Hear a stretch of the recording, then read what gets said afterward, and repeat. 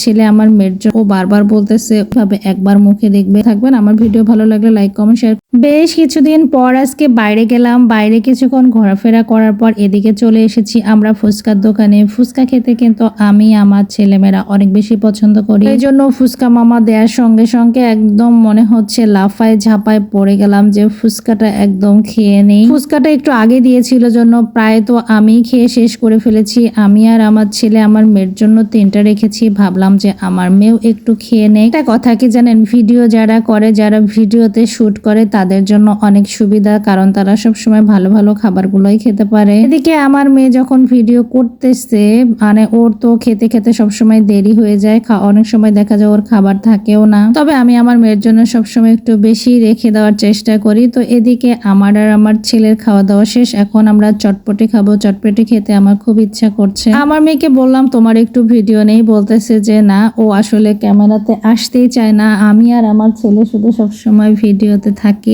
আমার মেয়ে আমাদের ভিডিও করে দেয়। আমার ছেলের দেখেন কত বেশি ফুচকা পছন্দ। লালবাবু আমাদের একদিকে ফুচকা খেয়ে নিচ্ছে আর ও বারবার বলতেছে ওর নাকি মশা কামড়াচ্ছে। এদিকে একটা লাইক দিয়ে দিল, মজা লেগেছে জন্য ক্যামেরা ধরলে ও লাইক দিয়ে দেয়। এখানে বসে থেকে ফুচকাটা খেয়ে কোনো রকম শান্তি পায় নাই, শুধু মশার কামড়। দেখেন আমার ছেলে একদম অস্থির হয়ে গেছে, শুধু মশা কামড় দিচ্ছে। তো এর ভিতরে আমাদেরকে চটপটিও দিয়ে যায়। চটপটি দেখতে কিন্তু মাশাআল্লাহ অনেক সুন্দর লাগতেছিল, কিন্তু খেতে একদমই ভালো লাগে নাই, কারণ হলুদ বেশি হয়ে গেছিল এমনটা লাগতেছিল। পরে এদিকে ওনার কাছ থেকে আমি টক চাইলাম, কারণ ফুচকা চটপটি খাবো, টক খাবো না, ভরপুর টক খেতে হবে। আর আমি যে জায়গাটাতে বসে ফুচকা চটপটি খাচ্ছি এটা হচ্ছে রংপুর গার্লস স্কুলের সামনে।